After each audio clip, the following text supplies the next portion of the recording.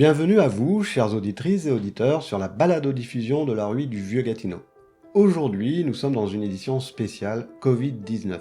Chacun leur tour, 4 invités vont témoigner de leur rôle, en lien avec la crise du coronavirus, au sein de la communauté du Vieux-Gatineau. Ce sont des citoyennes et citoyens engagés qui représentent ce milieu, de par leur participation et leurs actions qu'ils et elles y mènent.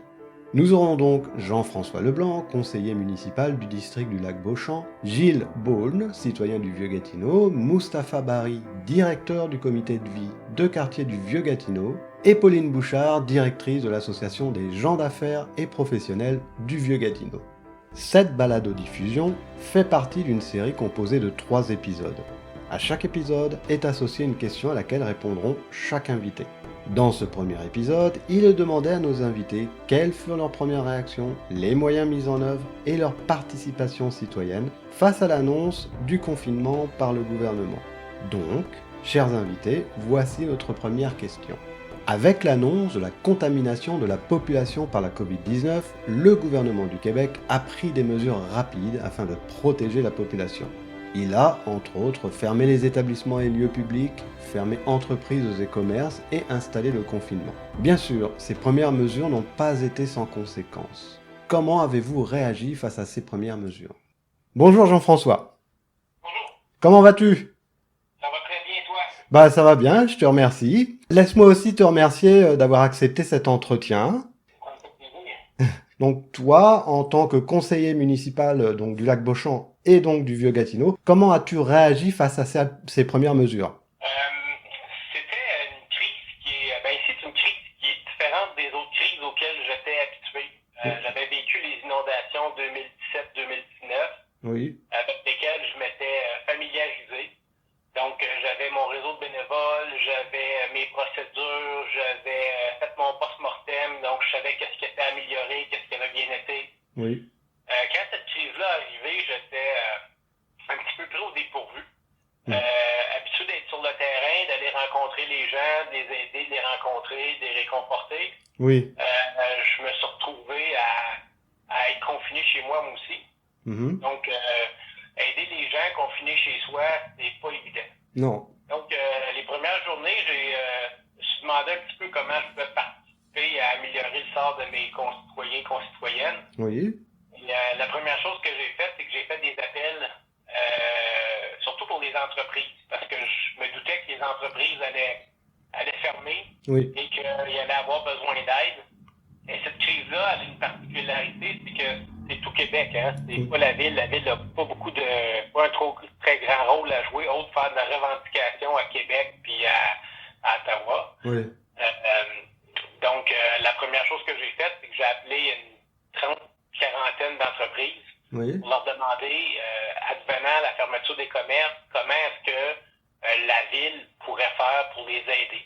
mhm. J'en ai ressorti une vingtaine de suggestions, des idées, des questions. Puis j'ai fait une liste, j'ai colligé tout ça. Oui, Et quand la ville a créé sa cellule de crise en développement économique, j'ai remis ça, moi, à Jean Lepage, qui est le directeur général du Gatineau, oui. pour qu'il transmette l'information à la cellule de crise. T'avais anticipé, en quelque Ben, sorte. je voulais arriver à mes réunions préparées puis Oui, avoir au moins des réponses. Puis comme j'ai pas la réponse à tout, je m'entoure de gens qui ont des bonnes idées. Fait que, oui, en posant la question aux gens, je suis allé chercher plusieurs opinions. Ça m'a permis de fournir quelque chose d'intéressant. oui, effectivement. La deuxième chose que j'ai faite, c'est que il y a eu un des problèmes qu'on a eu, c'est que les gens de mon district Oui, étaient pris chez eux, ne pouvaient pas sortir, ne pouvaient pas aller faire l'épicerie, ne pouvaient pas aller à la pharmacie. oui, Donc, il y a un de mes bénévoles dans le temps des inondations, Patrick Chartrand, il n'arrêtait pas de m'appeler, il m'appelait à tous les 2 jours, puis il disait « Hey, JF, on peut-tu faire quelque chose? Comment qu'on peut aider? » oui, Là, à un moment donné, lui, son chantier de construction a été fermé. Puis là, il m'a appelé puis il m'a dit « Hey, j'ai trouvé quelque chose. » Il y avait un site aide aux livraisons commission. C'était un groupe d'enseignants de Chicoutimi, je pense, qui avait parti un site.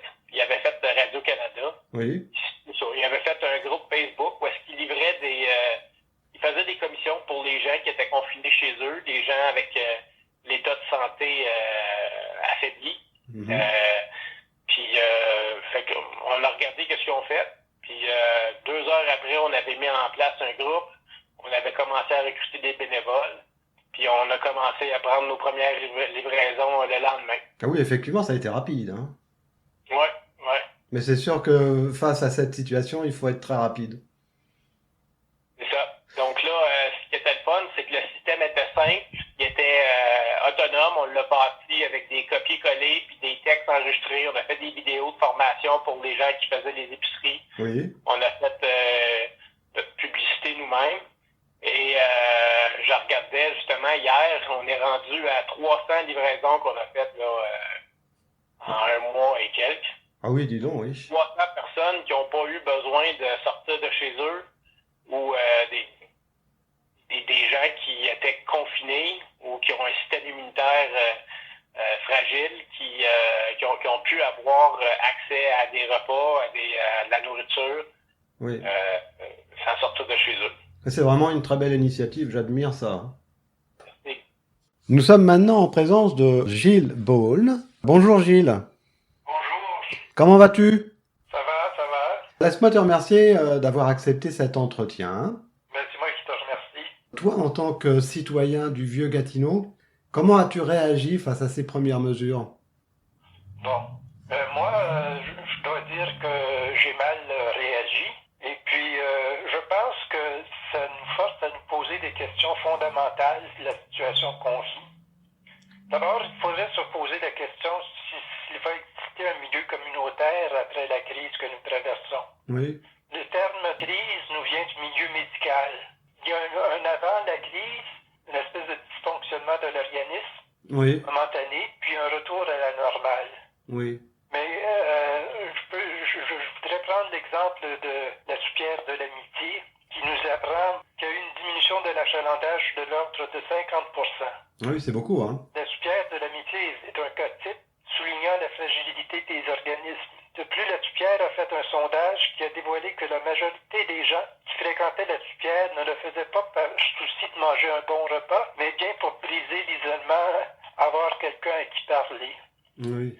Et alors, moi, je me reconnais dans cette situation-là. Ce que je pense profondément, c'est que la pandémie va forcer les gens à se poser des questions existentielles. Oui. Parce que ça ne peut pas être business as usual après ça, là. Moi, j'ai parti un club de lecture à la maison de quartier Notre-Dame. Oui. Je sais pertinemment que ça ne pèsera pas beaucoup dans la balance lorsque viendra l'heure d'évaluer la maison de quartier par les bailleurs de fonds. Oui. Ça m'étonnerait que ça joue pas beaucoup. Mais je pense que un point positif, c'est que les organismes voués à l'alimentation vont rester. Moisson Outaouais, les 3R, ces organismes-là, ils vont rester parce que les questions alimentaires sont tellement C'est essentiel. vastes que Oui. moi, ici, à ma vitre, à ma fenêtre, les mercredis soirs et les dimanches soirs, je vois la caravane Itinérance Zéro qui sert des repas. Oui. Et puis je me dis, ben mon Dieu, où est-ce qu'on est rendu là, avec ça? C'est catastrophique la situation d'ordre au niveau idéologique. Tout le monde parle de santé, mais dans le sens de sanitaire, de médical. Oui. Et puis ça, c'est en train de devenir une idéologie. Et moi, personnellement, je me suis toujours méfié des gens qui étaient trop propres, qui étaient trop propres. Parce que il n'y a pas si longtemps que ça, les gens comme moi qui portaient des cheveux longs, Oui. se faisaient traiter de pouilleux. Oh oui. Alors, ce genre de commentaire-là va revenir probablement. Je me suis fait dire tout à l'heure que dans un organisme, là, Oui. je ne nommerai pas, Mhm. que quoi qu'on dise, quoi qu'on fasse, il faut plaire aux bailleurs de fonds. Alors, si on part d'un principe comme celui-là, et puis qu'en plus de ça, on ajoute des consignes sanitaires, Oui. ben, ça nous donne un portrait pas mal encadré de la réalité. Oui. Et ça peut donner suite à toutes sortes de dérives autoritaires, là, de dire que, bon, de fonds, absolument. Alors, moi, je sais pas, mais il me semble que les assemblées générales sont souveraines, et puis, en tout cas, il semble que ce soit pas le cas. Alors, je mets pas en question le travail que font certaines personnes, là, mais toujours est-il que j'ai vécu la situation de confinement comme tout le monde. Oui. Et puis moi, à l'âge de 63 ans, je peux pas aller m'impliquer comme je le voudrais. Là.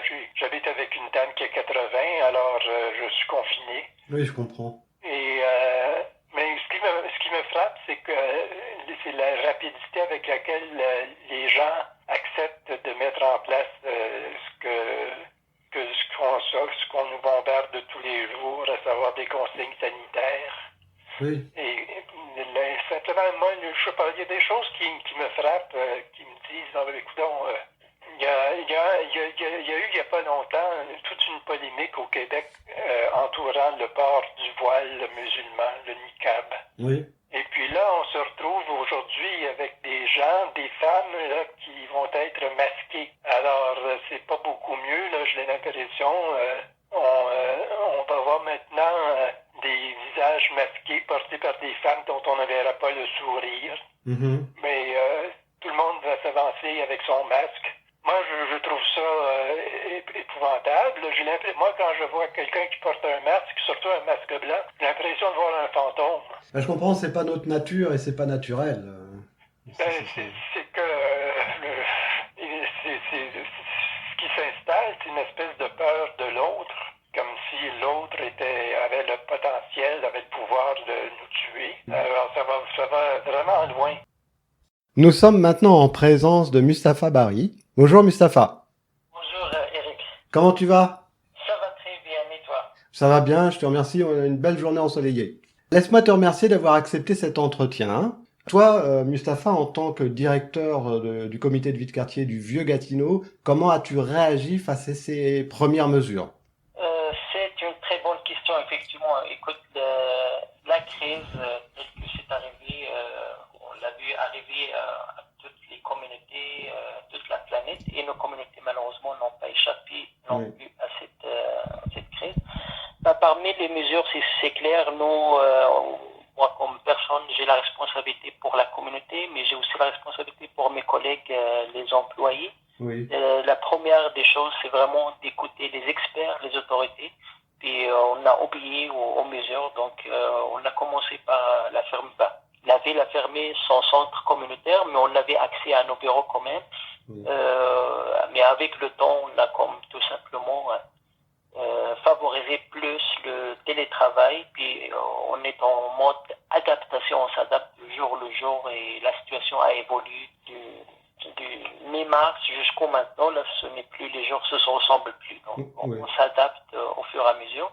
Oui. Les conséquences par la suite, donc ça a commencé par la fermeture du centre, et lorsqu'on décentre, malheureusement, c'est tout le milieu de vie qui est affecté. Oui. Les gens qui sont habitués de venir jaser, de venir prendre un café, de venir consulter un ordinateur. Je pense à mes groupes qui viennent faire des cuisines collectives, des activités, bougeant ensemble, un peu la vie active. Donc toutes les activités physiques, les activités sociales, les activités de réseautage. Oui. Et parfois juste quelqu'un qui va venir passer, dire un bonjour. Malheureusement, ça a été rapidement fermé et ça fait mal malheureusement à ces personnes-là, à ces individus-là. Tout à fait. C'est-à-dire ça fait mal à la communauté et nous aussi. Et là, si je sors de l'édifice, bien sûr, 89 Jean-René-Monnet, oui.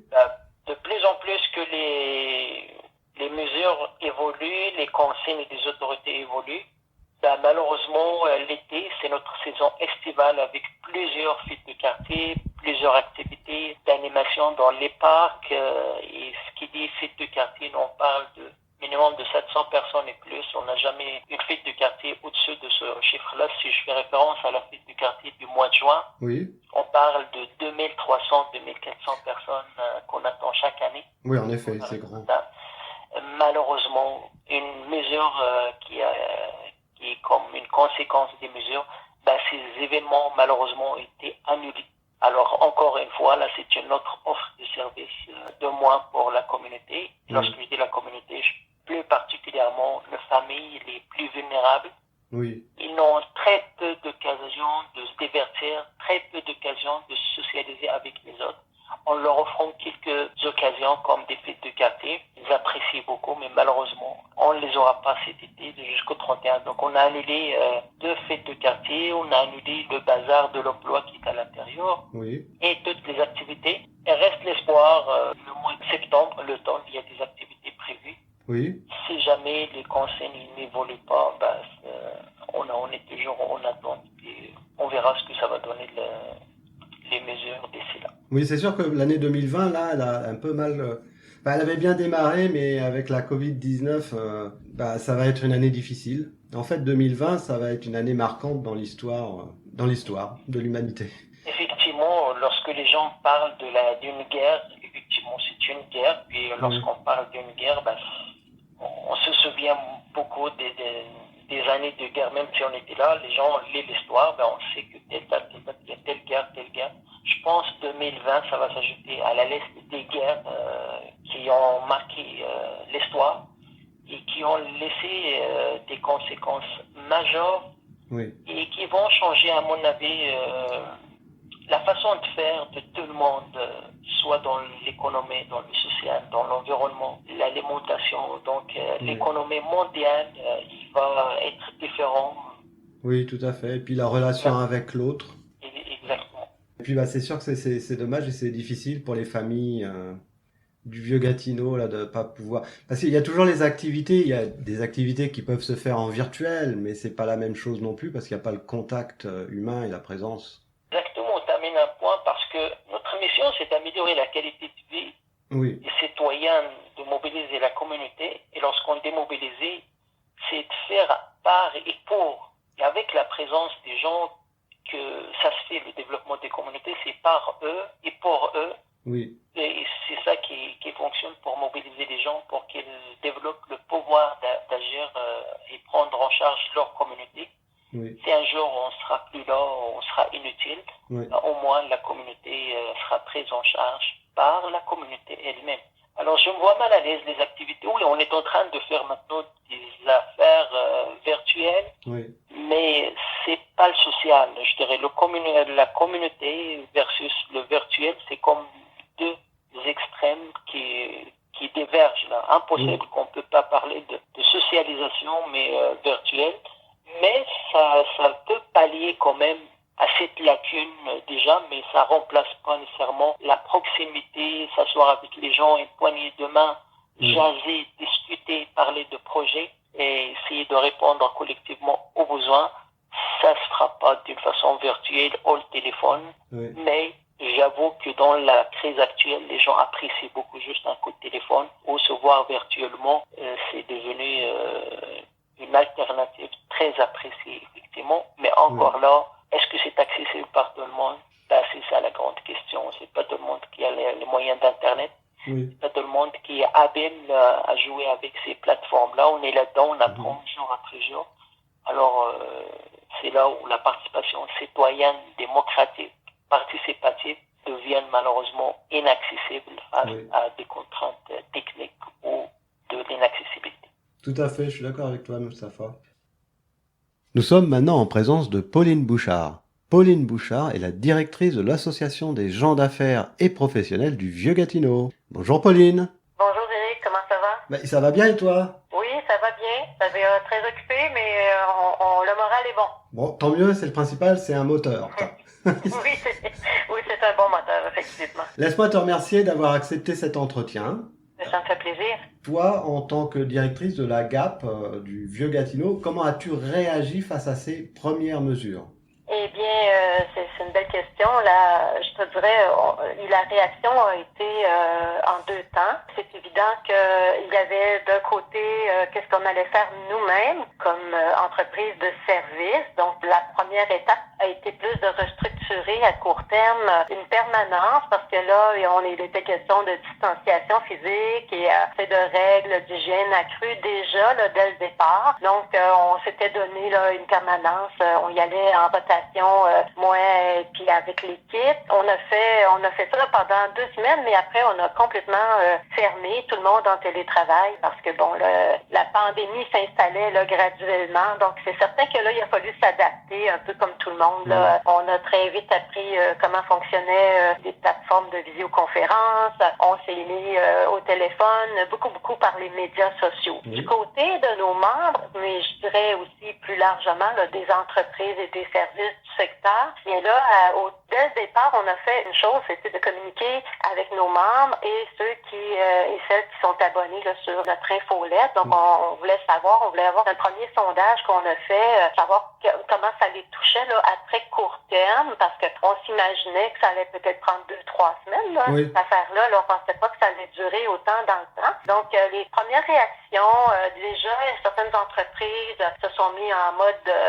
innovation, puis d'autres ont décidé de plutôt fermer les portes, maintenir quand même aussi pour certaines du télétravail. Donc les clients les appelaient, puis là il y avait un panier de services qui pouvait être donné. Donc on a fait un premier sondage, et après évidemment on s'est mis très très vite au niveau de notre page Facebook à documenter tout ce qui était de nature économique et aussi de santé, la santé de la population en général. On a travaillé assez rapidement là, à court terme. Donc, c'était ça au départ, là, je te dirais.